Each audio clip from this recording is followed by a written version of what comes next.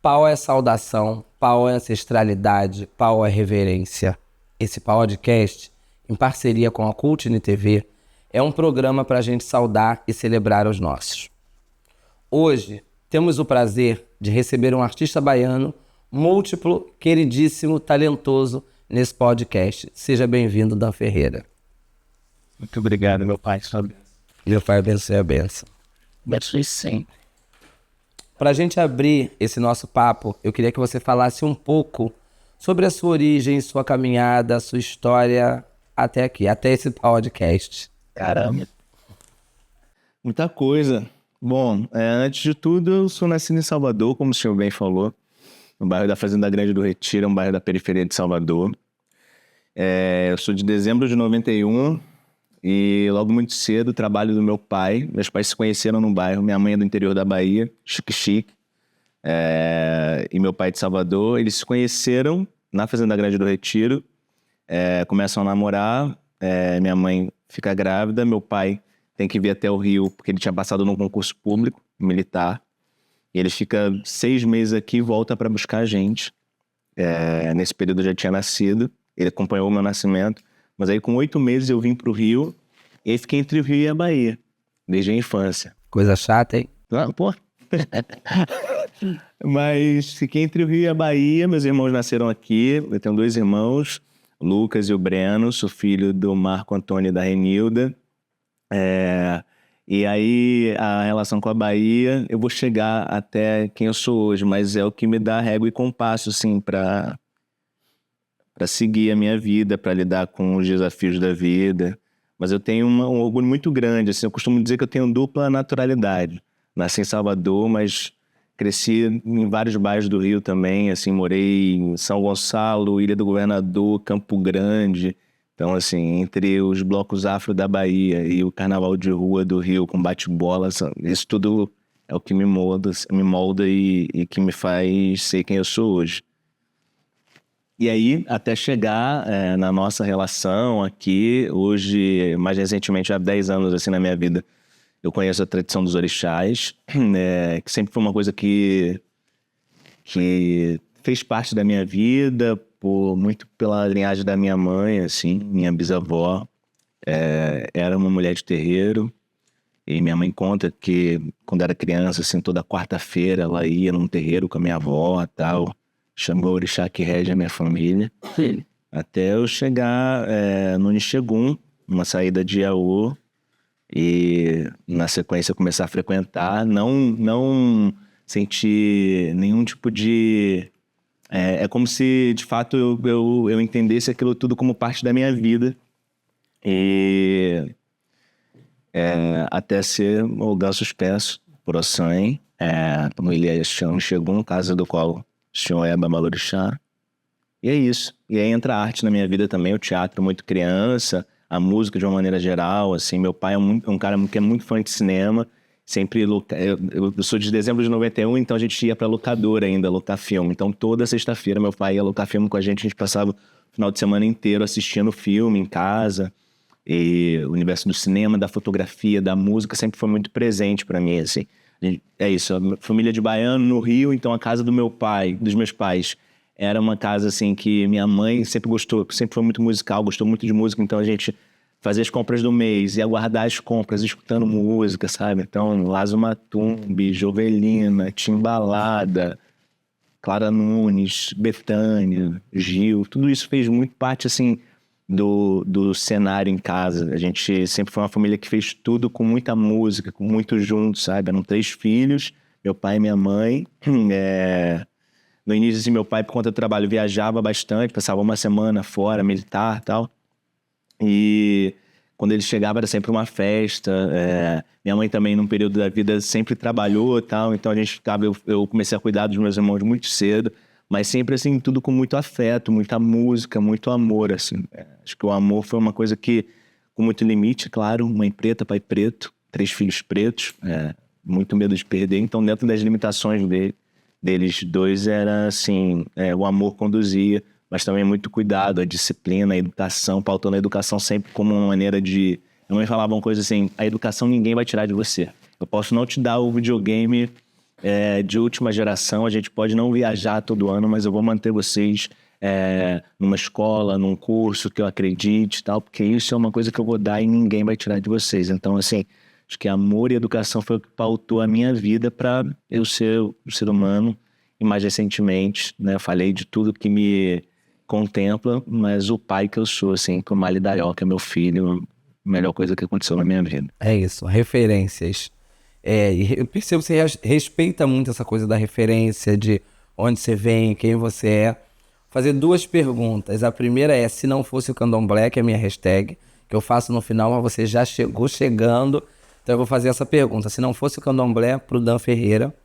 E aí, emendando, eu queria que o Dan Ferreira falasse também das referências enquanto artista. Você fez o filme do Gil, você fez o filme do Pixinguinha, que são referências pretas. Você fala sempre dessa referência e você chegou no Mali. Então eu quero que você me diga aí essa questão. Se não fosse o Candomblé, quem seria Dan Ferreira?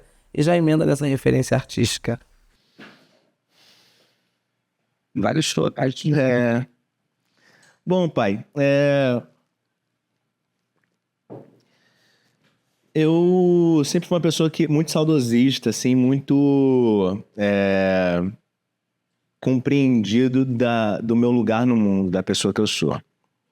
Em nenhum momento na minha vida eu acho que eu me desconectei disso. Sempre fui uma pessoa que escutou muito quem era mais velho que eu, sempre tive um respeito muito grande por quem veio antes de mim. E aí, fazendo parte da tradição do Candomblé, eu vejo de fato, assim, eu aprendi uma coisa com uma pessoa que o senhor conhece, que é muito importante pra gente, que é o Zebrinha, que ele fala: eu não vejo o Candomblé como religião, eu vejo o Candomblé como tradição. E é o que eu te falei pro senhor, que quando eu cheguei no Ilha Axé, aquilo tudo é como se fizesse parte da minha vida, como se eu já tivesse visto aquilo muitas outras vezes.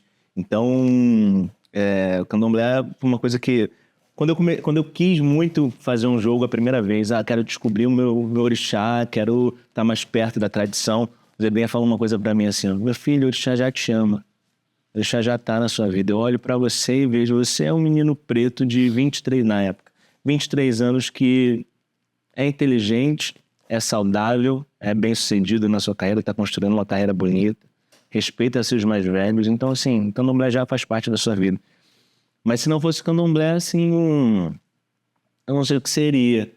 Eu não sei mesmo, porque tudo que permeia a minha vida passa por essa tradição, assim, desde usar branco sexta-feira, mas falar com o tempo, que é uma coisa que eu tenho feito muito, sabe, que eu aprendi desde cedo, a falar com o tempo mesmo, a respeitar quem veio antes, a escutar quem viveu mais, a escutar a minha intuição, o que fica no meu coração, o que, enfim, tá ali falando comigo da alma, é uma coisa que o Candomblé me ensina a respeitar muito. Então, assim, o Candomblé faz parte da minha vida, é uma tradição da qual eu me orgulho muito de fazer parte, e é um ato político também, porque eu acho que tudo relacionado à cultura afro-brasileira, tudo que é de preto é discriminado. A gente sabe, há muito pouco tempo atrás, artigos e ferramentas e ferramentas do Candomblé estavam dentro do Museu da Polícia Militar. Então, assim, a gente sabe que o Estado sempre inibiu e tentou aniquilar a nossa cultura, mas a gente... Não existe nada mais tecnológico. Deixa eu ter um hashtag também que diz que o futuro é ancestral. O futuro é ancestral, Tem nada mais tecnológico do que Candomblé, se pensar. Eu nunca falei isso publicamente, falei em conversas com amigos, assim, mas se pensar que tiram de você o seu nome, o seu lugar, a sua língua, a sua família, e você vem sequestrado para um outro continente. E 3 senhoras, né, criam uma tradição, ou reorganizam uma tradição que já era existente no continente africano, aqui, que 200, 300 anos depois, quando um babalorixá, uma elorixá, faz todo o mistério, balança um adjerinho ancestral ao seu volta, não tem nada mais tecnológico e mais forte do que isso. Então, é isso, Candomblé tá em tudo pra mim, é parte essencial da minha vida. Axé. E a arte agora, vamos para a arte. Na arte, eu não consigo enxergar muito mundo se não for também pelo viés da arte, assim.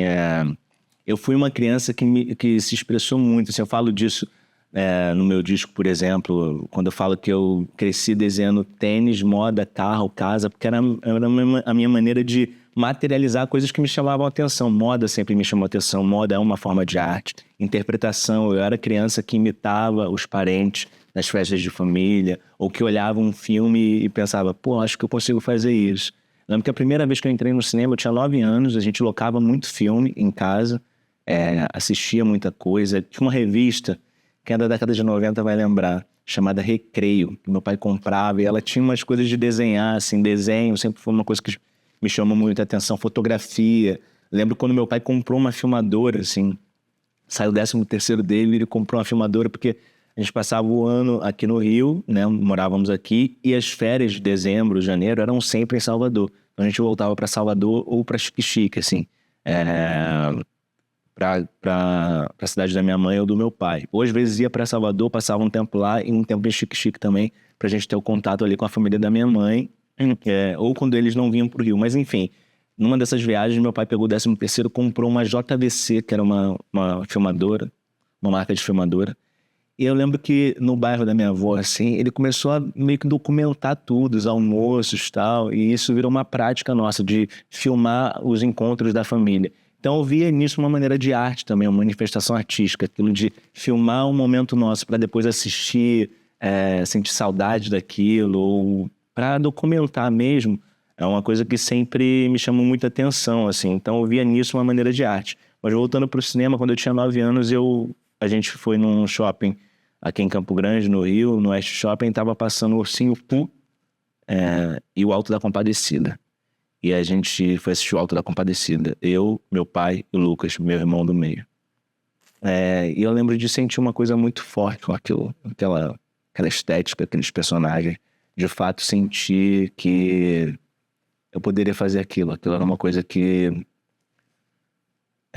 eu tinha habilidade para aquilo. Eu gostava de fazer aquilo. E sem esforço, como uma coisa que eu sabia que era uma coisa que eu sabia fazer. Assim, eu achava aquilo muito bonito. Maurício Gonçalves como Jesus Cristo. Primeira vez que eu vi um Jesus preto, né, na tela, eu falei, caramba. E eu tinha acabado de fazer... eu nunca falei disso também. Eu tinha acabado de fazer uma peça na escola, porque quando eu descobri o teatro, um pouco antes de ir para o cinema, eu fui uma criança muito hiperativa. E aí, num determinado momento da minha infância, eu me tornei uma criança muito tímida. Já inibida pelos olhares da vida, pelas coisas que a gente vai atravessando.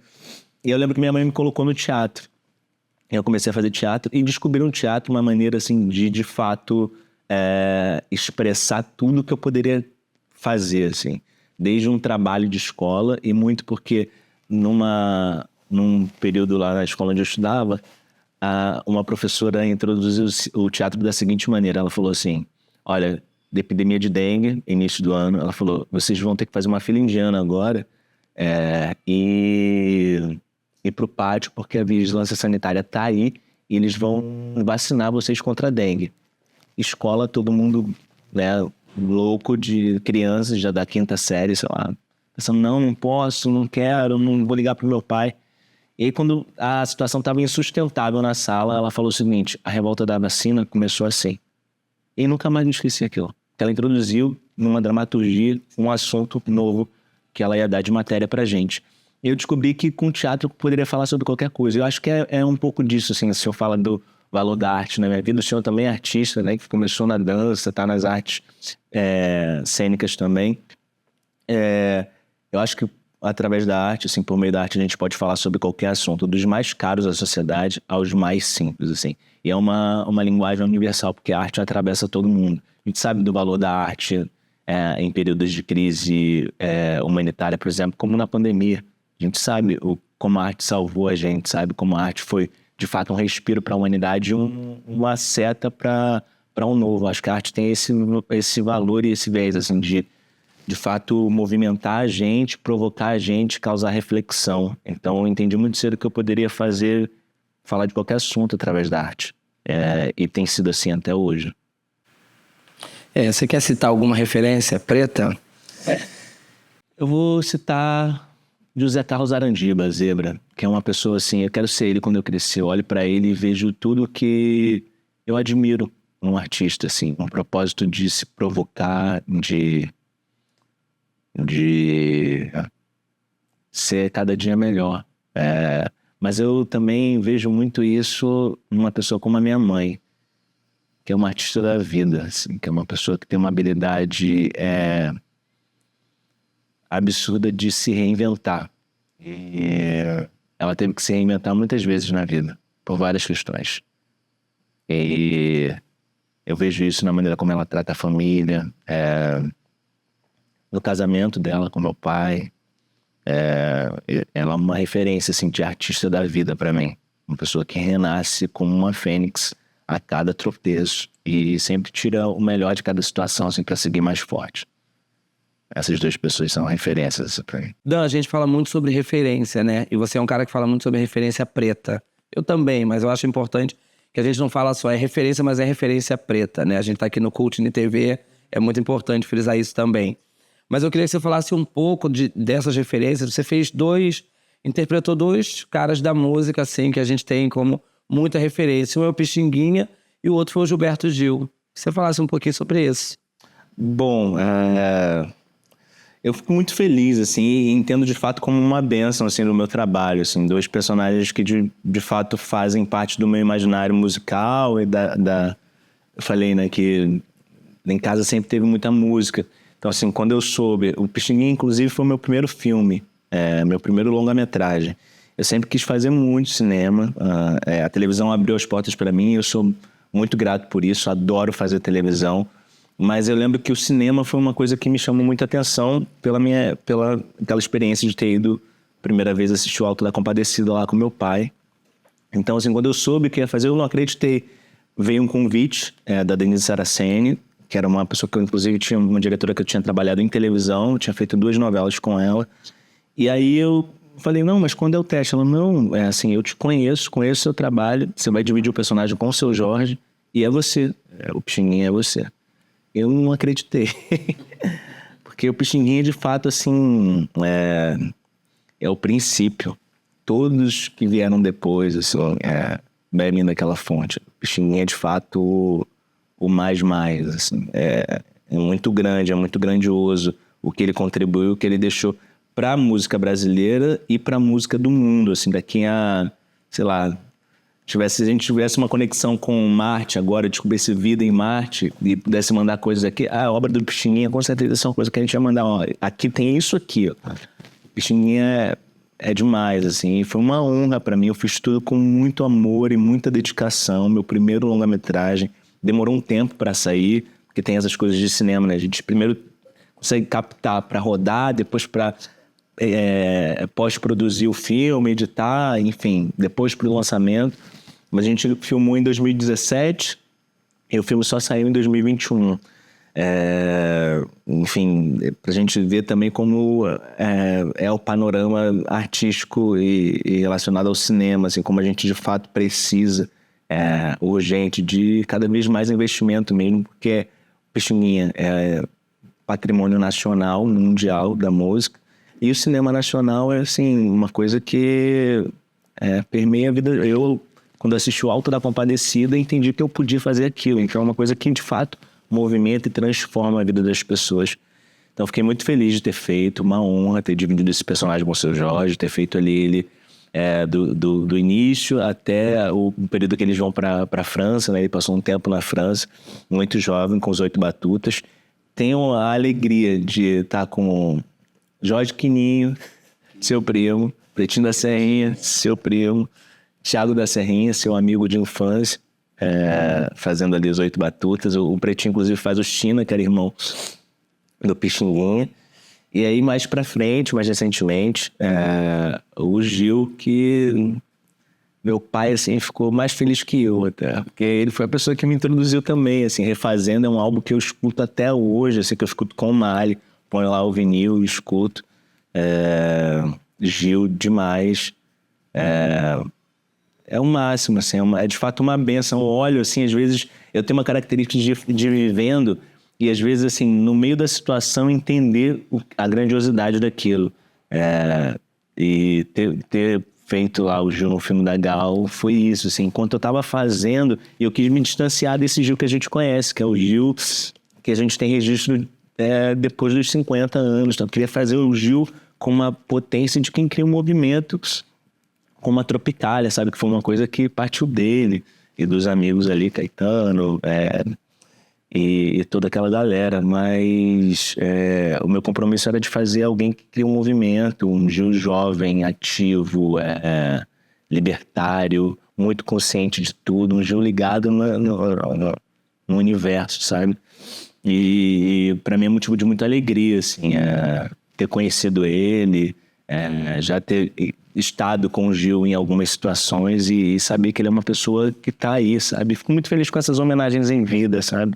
A gente faz parte de uma tradição que faz homenagens e sauda quem veio antes da gente, mas principalmente em vida, assim, fico muito feliz dele ter visto. Infelizmente a Gal não conseguiu ver, apesar de saber de todo o processo do filme. Ela acompanhou de perto, a Dandara Ferreira e a Lu Politi, diretores do filme, assim como a Sophie Charlotte, atriz que faz a Gal no filme, tiveram muito contato com a Gal, e aí a Gal veio a falecer no momento que o filme estava sendo editado, infelizmente. Mas eu tenho certeza que ela ficou feliz com todo esse movimento. Exato. Mas fiquei, assim, muito honrado. E tenho certeza que vão surgir outras pessoas que eu tenho muita vontade de fazer e que eu vou conseguir interpretar no meu trabalho, e mais como uma homenagem. Assim, o que permeou, é claro, o trabalho, a seriedade do trabalho, o compromisso de fazer o meu ofício, mas tanto Pixinguinha quanto o Gil foram processos assim, que eu queria, de fato, trazer o melhor de mim como homenagem para essas duas figuras que são tão importantes para a cultura do país e do mundo. Maravilha. Bom, a gente já falou sobre várias coisas, é bom que você fala bem, vai falando, eu vou aqui ouvindo. A gente fala muito sobre ocupação de espaços, né? Territórios nossos, principalmente do povo preto. Né? A gente fala de arte, educação, cultura, política. Queria que você falasse qual a importância para o Dan Ferreira da ocupação desses espaços, do nosso povo ocupar espaços como esse. Eu acho super importante, acho mesmo, mas eu acho também que acho que o samba é uma prova disso.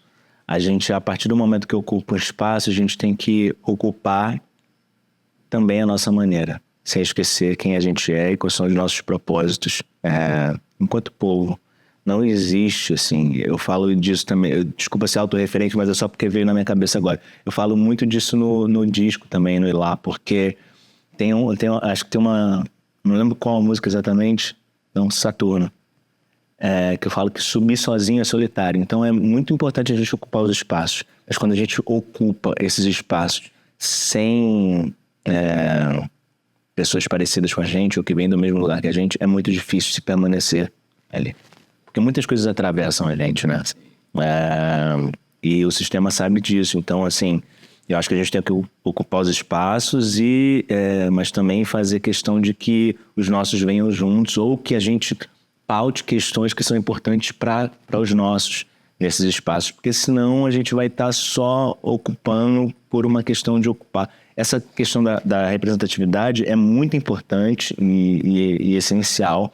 Mas mais do que a representatividade, a representação efetiva, quando você está... Porque se eu te tirar de um lugar e te colocar no outro, só pela questão da ocupação, o risco de você se manter naquele lugar doente é muito grande. Eu acho que quando a gente se movimenta, a gente tem que se movimentar em grupo ou com pautas do grupo, para que isso seja, para que a gente volte, isso faça sentido para a gente e para as pessoas que a gente quer representar. Então eu vejo muito isso na sua caminhada, pai.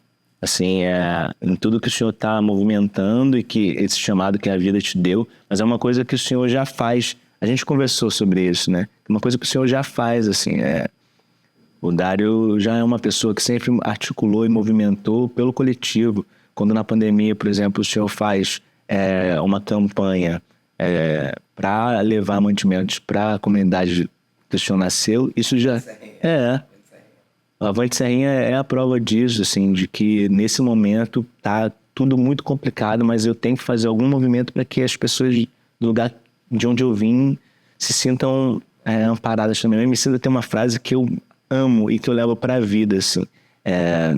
E jamais volte para sua quebrada de mão ou mente vazia. Então, assim, toda vez que eu volto para a Fazenda Grande do Retiro, é para de alguma maneira contribuir para a vida das minhas tias, da minha avó, ou fazer alguma coisa que de fato faça sentido na vida delas, mas também entendendo que é aquele lugar que me dá régua e compasso para eu seguir muito à frente. Então, assim, você falou, vou voltar no candomblé. A vida vai mostrando caminhos pra gente, e é tudo muito sedutor. A gente às vezes vem de uma situação de escassez de coisas materiais na infância. Eu, assim, nunca me faltou nada, eu não fui uma pessoa que passou necessidade, assim, a gente nunca teve luxo, mas meus pais sempre, assim, deram o mínimo possível pra gente ter uma dignidade.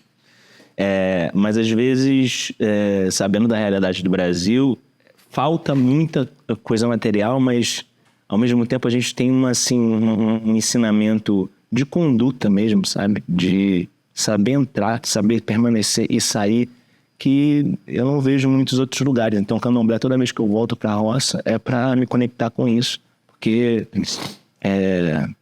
a sua mãe é um exemplo disso, Mãe Kátia, a conduta, a palavra, a força que a palavra dela tem, e o compromisso que ela tem com a palavra, que hoje é uma coisa que às vezes a gente se vai. Acho que para ela é muito importante. A palavra, meu irmão. Papo não faz curva, o papo é reto. Então, exatamente. Então, isso tudo são coisas que eu aprendi de onde eu vim, assim. Então, tem a escassez material, tem a escassez de coisas que são básicas e que constituem a dignidade humana, mas também tem um valor, assim, coisas que a minha avó me falou quando eu era criança, que eu não esqueço, e que são filosofias para a vida. São coisas que eu levo, assim, que eu falo, caraca, minha avó me falou isso quando eu tinha 11 anos e ainda faz sentido para mim. É isso, viveu mais de umas coisas da vida com todas as limitações, né? Hoje, com todos os politicamente corretos, né? Eu não vou tratar o meu filho da maneira que a minha avó me tratou. Mas existem coisas que ela me passou que dentro daquilo tudo eu posso tirar e falar, não, faz sentido sim. Faz sentido porque eu tô aqui, eu sou um homem íntegro, eu sou bom pai, bom filho, bom profissional, e tudo isso vem por conta da educação que, mesmo com todas as dificuldades, meu pai e minha mãe me deram, minha avó e tal. E quem veio antes de mim me passou, me ensinou, então eu vejo nisso muito valor também. Eu não posso esquecer disso, não posso mesmo. É isso. Estou aqui conversando com o Dan Ferreira. A gente está finalizando. Queria dar uma observação. E lá é o nome de um álbum do Dan Ferreira, que está no Spotify, nas redes aí. Não sei o nome das outras, mas o Spotify todo mundo me entendeu. Sou mais antigo, sou da época do CD, do LP, entendeu? Então tem essa dificuldade. É importante agradecer a todos, todas e todas esse podcast. Compartilhem, falem para os amigos, assistam, deem ideias. E, Dan, queria finalizar com você deixando uma frase. Você falou que a sua avó te ensinou tanto, mas que você deixasse uma frase pro Mali, que é seu filho.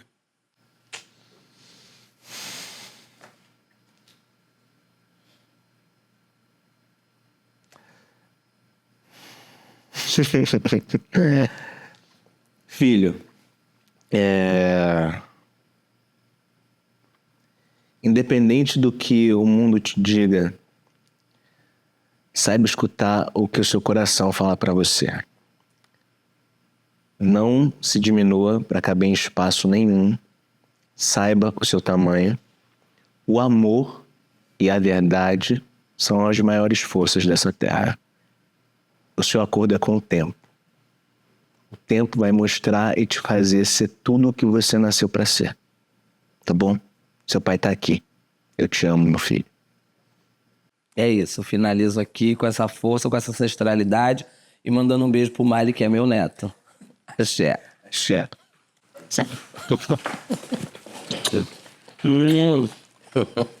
Chorão.